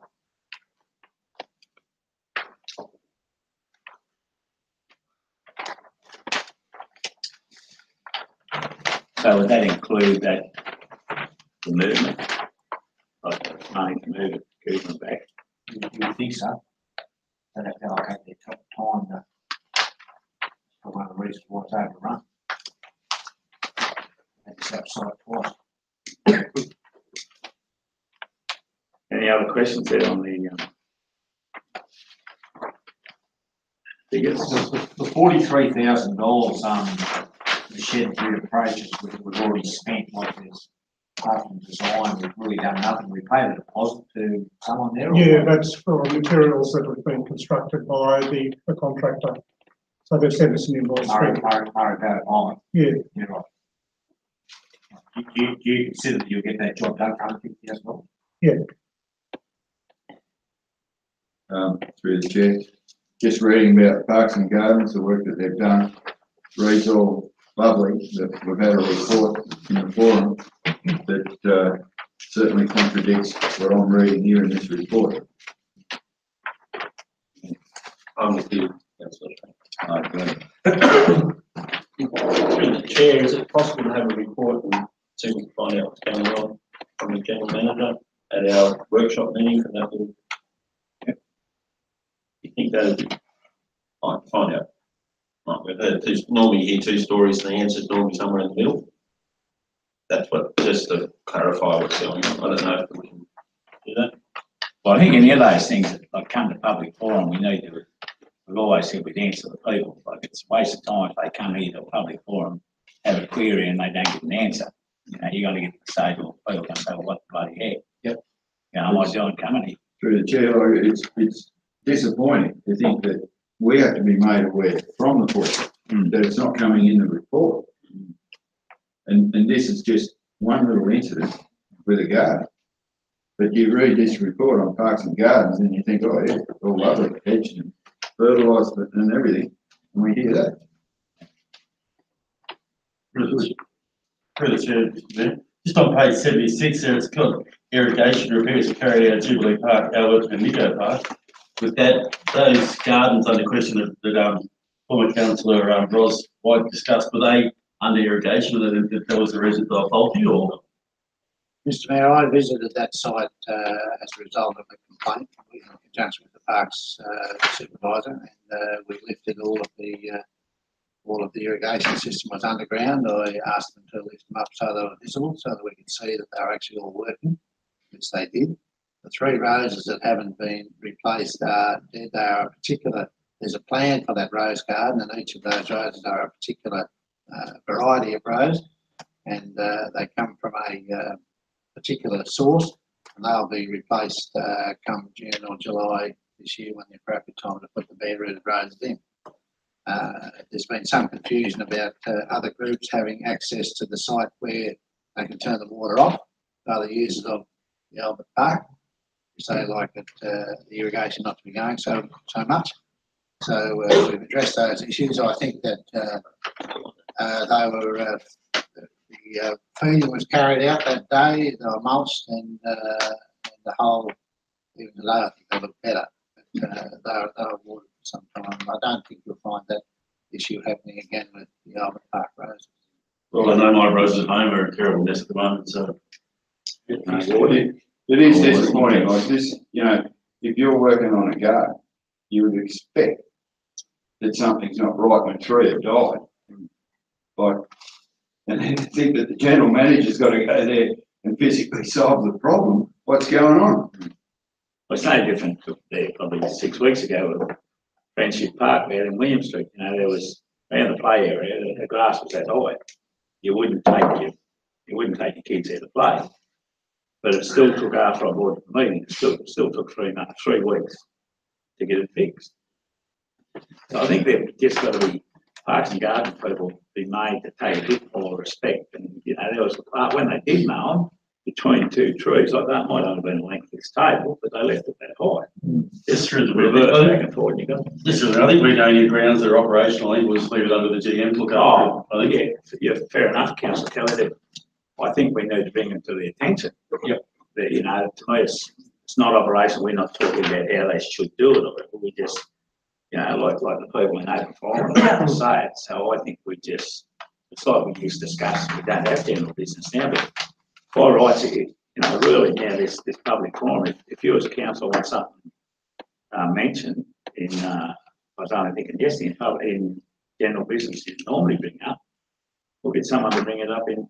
But my problem is, we've had the management of the council being bagged out, they've got no recourse to it.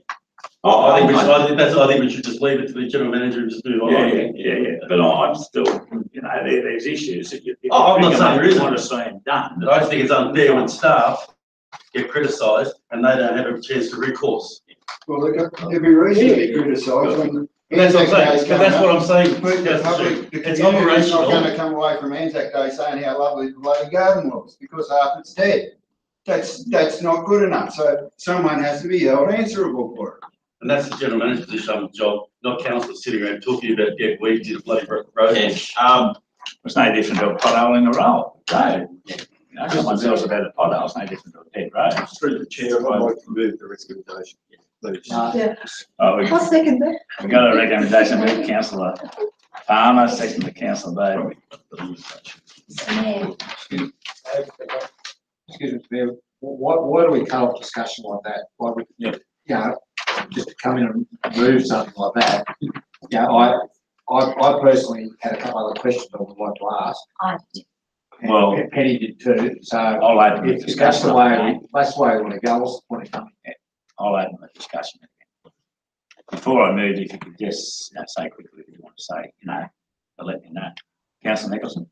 Mr. Mayor, at the February meeting, there was discussion about inefficiencies of the weed spray with one staff member and having to get out of the vehicle and that sort of thing. Being mindful that we staff is not under our jurisdiction. Has that inefficiency been looked at with staff? Certainly talked about. I don't know. I'm physically unable to get out and do everything that I'd like to do. I already worked Saturday and Sunday last weekend over here and down at the Shed Creek Bridge, trying to find out what hasn't been done. I'm just about at the end of my tether as well. So with what hasn't been done, you shouldn't have to do that. No, my apologies. Maybe I misunderstood, but I do recall that there was Russell Percival and Tim Last working together. Yep. So that was my point. That currently it's just, well, it was just Tim Last. Still is. So okay, I passed him today on the Angus Road. He's there on his own. Thank you, Mr. Mayor. Councillor Grant? Yeah.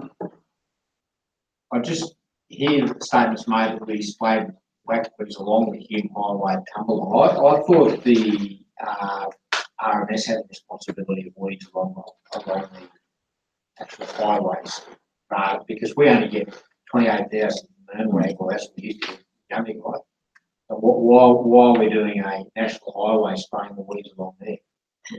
road reserve still ours. Yeah, unfortunately. It's only the road pavement that's not ours. Yeah, I remember that. Well, but we used to make application to RMS to get some money. Correct me if I'm wrong here, Phil, but I used to thought we used to try and get some money to apply to doing on the edge of the highway.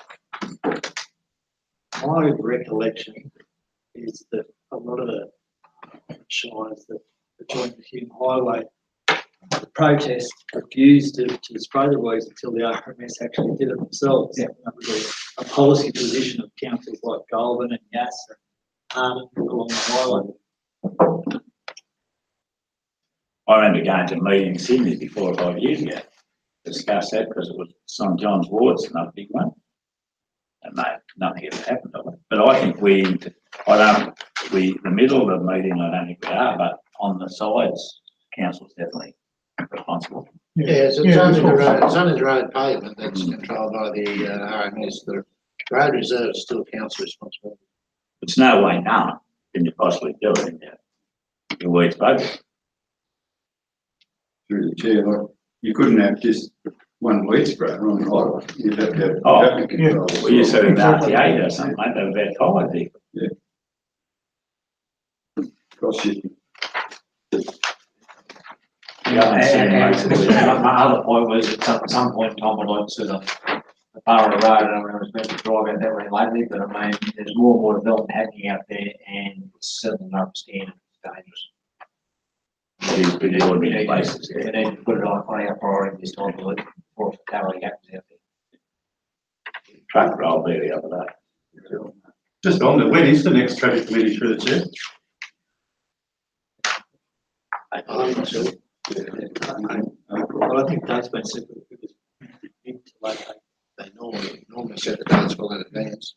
While on that, I think we know, like, we made those committees back a few months back, but I don't know of any committee that's met. Yeah, traffic, sorry, yeah. We know your development one. Well, with your development committee, you would meet as required as you get your development applications through, or any development proposals. At the moment, we've been dealing with them at full council level. Tourism has. There's a myriad of committees, and how you service all those committees, I really don't know. Excuse me, Mr. Mayor. May I suggest that a spreadsheet or a listing of councillors on what committees be distributed? Because I am unsure of. Yeah. I know some, but not all. Thank you. Could I add to that, if I might, through the chair, that we have some contact numbers for the committees? I know it's very hard. I'm on the showground committee and I couldn't go last week, but I had no contact details to ring who's on there. And that was the first meeting they've had since we'd elected. So just some contact so that we don't have to bother the council. We can just ring and say, look, I couldn't get there. So I think, Mr. Mayor, we haven't officially appointed other members of those committees anyway. We've only appointed council delegates, and technically we have to appoint members to all those committees. So it's a matter of getting them all together. Let's add that to the list. Just add another job to do. We should be doing. They haven't done over the years. Next Thursday, Sunday. Sorry? Next Thursday, Sunday. Yeah, Easter's looking good. We'd all, like our development, we'd always have it a fortnight, but it wasn't just development, it was community things, it always. And that's where you can bring up things where you can't, general business, and you can't bring anything up. That's what I'm saying, like, if you really want to bring something in general business, like we can make motions here, but something, you might hear about today or yesterday, you get someone in the public forum. But you can always raise it with the office with himself. Oh, yeah, I know that. Yeah, not just something where you'd like. I'll make sure things happen. You'd like to see. I know that. I can know there's something you might want to bring up in front of the councillors. Anyway, now anyone else want to comment? The only comment I was going to make while we were talking about the public forum that we have at every meeting, and I know it's slightly off, but I'm just linking it in here, that it is really hard, and maybe we need to enforce that where it's not the place for councillors to talk directly to the public because it gets argumentative, where they come and state their case and we go back to that, keep them at their 3 minutes, state their case, and then in the minutes the council staff actually write a response to what they've raised. And then so it's documented, goes through the system, we all learn what's right and wrong. Because sometimes it's just misinformation that people have in the public arena, and if we put it in our minutes, it gives them opportunity to be educated about the actual facts. Like tonight we were told we don't have a budget, but there's one plainly on the website. And I wasn't going to have an argument with someone because I respect the guy, but obviously he hasn't looked at the council website, because it's plainly there. I went and looked while we're here tonight. But, yeah. In contrary to that, I will say, I know people have got over and spoken public forum, and that's the last heard of it. You've never heard about the council. Yeah, that's what I mean. Yeah. Follow through and say the council made a response.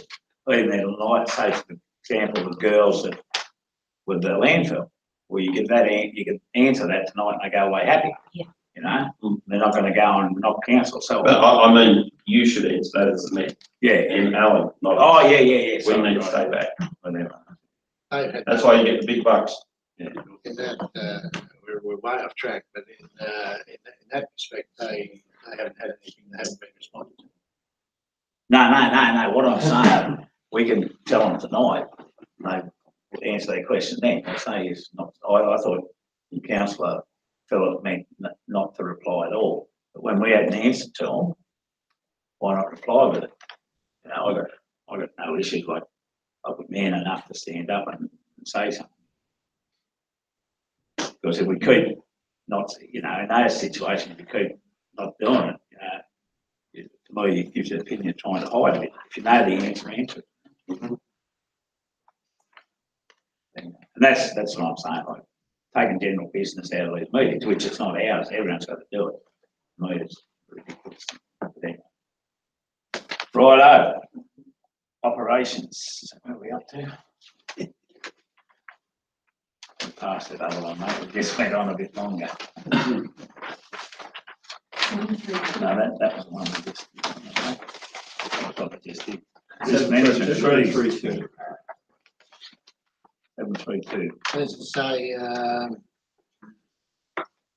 another requirement, Mr Mayor, that we really have to do, in the light of what's happened recently with trees.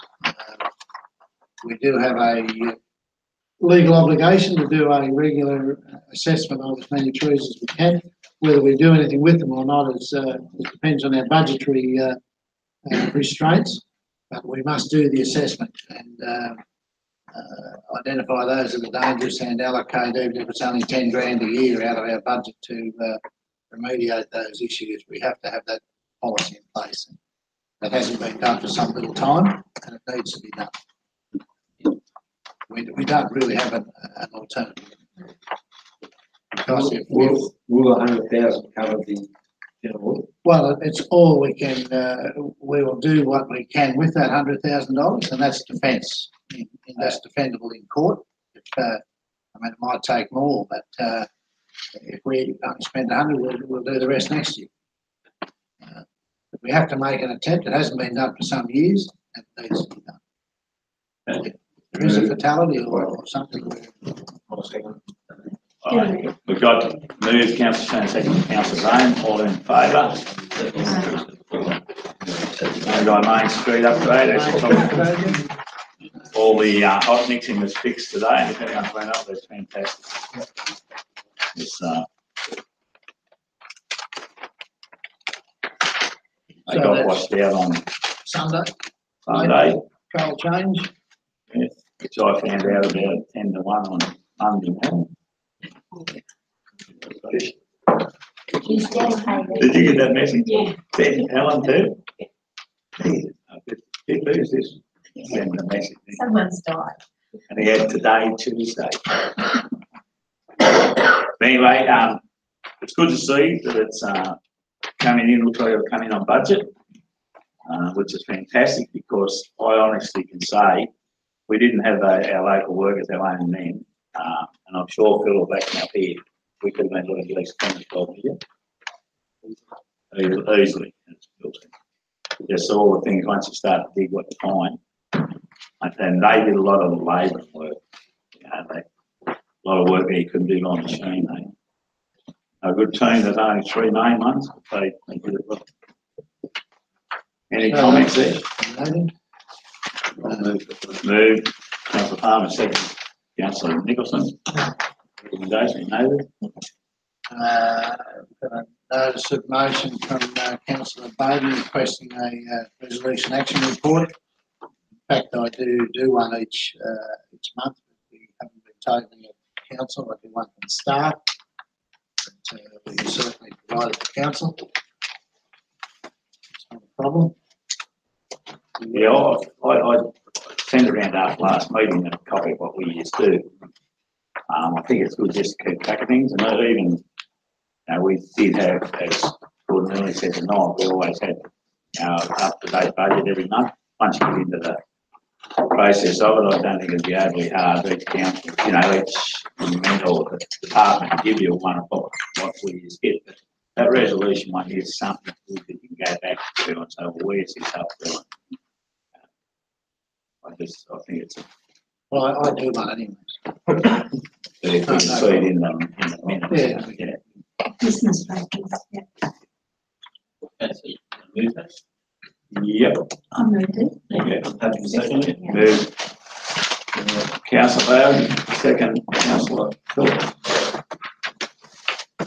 Oh, no other business. We can't look any business. Just before we go, I'd like to thank Moving Council. She's been there for 4 and a bit years. I'd just like to, on behalf of ourselves, the staff and the council, Kate, thank you for all the hard hours and hard work you put in. We really appreciate it, and I'm sure you'll have a great future to go through. So all the best from myself and the thank you, Kate. And council time, council first, and those that I do mix it up. That's why we set second. Thank you very much. Thank you, ladies and gentlemen.